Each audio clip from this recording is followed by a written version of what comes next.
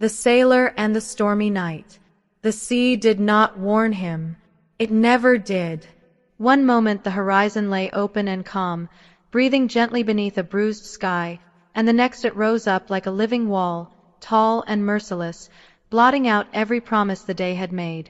The sailor tightened his grip on the wheel as the first wave slammed into the hull, rattling the bones of the ship and his own in the same breath.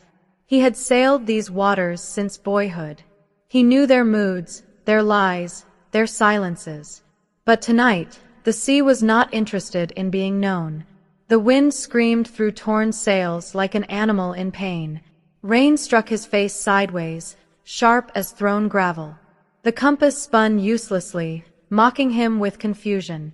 Somewhere in the dark, thunder cracked so violently it felt close enough to split the sky in half.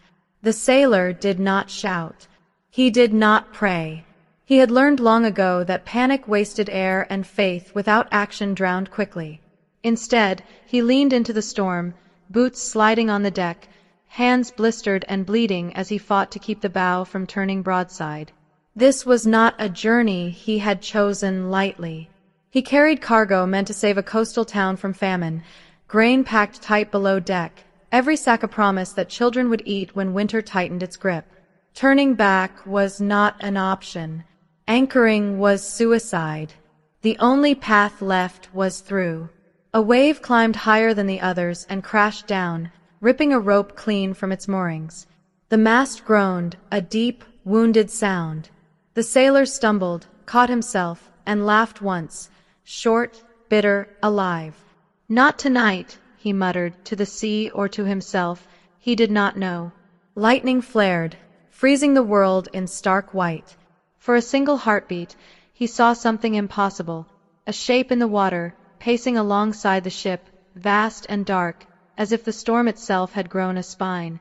Then the light vanished, leaving only the roar. He shook his head. Exhaustion made liars of even the strongest minds. Hours stretched into something shapeless.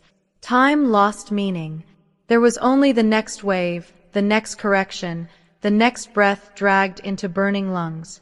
His hands moved by memory more than thought. He was no longer a man steering a ship. He was a part of it, wood and muscle answering the same relentless force. When the rudder jammed, fear finally found him. The ship lurched hard to starboard, exposing its flank. Water poured over the rails, heavy and cold, dragging at his legs. He fought the wheel, but it refused him. The sea sensed weakness and pressed harder. The sailor slid to his knees, chest heaving, rain mixing with sweat and blood. He slammed his fist against the wheel, once, twice, until pain sharpened his focus. "Listen to me," he said aloud, voice torn apart by the wind. "I'm not done." He crawled toward the jammed mechanism, fingers numb, every movement a negotiation with gravity and water. Another wave hit, lifting him off the deck and slamming him down again. Something cracked in his shoulder. White pain exploded, but he did not scream. Screaming wasted breath. With one arm, he wrenched at the debris caught in the rudder's teeth. Wood splintered. The ship shuddered. For a terrifying second, he thought it would snap entirely. Then the wheel jerked free. The sailor laughed again, louder this time, half mad, half triumphant. He dragged himself back upright, muscles shaking, and forced the bow into the waves once more. The storm did not ease. If anything, it raged harder, offended by his refusal to yield. Night deepened. The moon hid. Stars abandoned the sky. The sea and sky became one endless black lung, inhaling and exhaling violence. The sailor's strength waned. His thoughts slowed. Faces surfaced in his mind, people waiting at the docks, trusting him without knowing his name. That trust burned hotter than fear.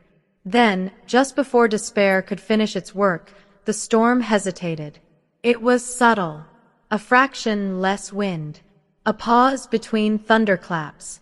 The sailor felt it like a heartbeat skipping. He lifted his head, squinting through rain, and saw it, a faint difference in the dark, a thinning of chaos ahead. He did not hope. He acted. He angled the ship toward that weakness, riding the edge between control and catastrophe. The sea fought him, but not with the same certainty. Another hour passed. Maybe two. Then the rain softened. The waves lowered their shoulders. The wind, exhausted, fell into a hoarse whisper. When dawn finally broke, it did so shyly, pale light seeping into a sky that looked ashamed of what it had done. The sailor stood alone on the ruined deck, soaked, shaking, alive. The storm retreated behind him, leaving scars in wood and flesh, but not victory. He did not cheer. He did not collapse. He simply turned the wheel toward the faint line of land now visible on the horizon and sailed on. Morning did not bring relief so much as consequence. The sailor moved slowly now, each step measured, every joint screaming its objection. Daylight revealed the damage honestly: splintered railings, shredded canvas, a deck scarred with gouges where the sea had tried to claim it. He checked the cargo first. The grain held, damp at the edges, but usable. Lives would be fed because he had not turned back. The wind was gentle now, almost apologetic. The sea rolled in long, tired swells, as if it too had survived something terrible and was unsure how to behave afterward. The sailor set what little sail remained and let the ship move forward on patience rather than force. As the sun climbed, heat found his skin, pulling exhaustion out of him like poison. He bound his shoulder with shaking hands and drank sparingly. There was still a distance to go, and storms were not the only things that killed careless sailors. By afternoon, the coastline grew clearer. Smoke rose from chimneys. A harbor waited, unaware of how close it had come to hunger. The sailor felt something loosen in his chest, a knot he had not known he carried. He allowed himself one long breath. A smaller wave slapped the hull. Playful now. He looked down at the water, its surface broken with light. "We're done," he said quietly. The sea did not answer. It never explained itself. As he guided the ship into calmer waters, memories surfaced uninvited.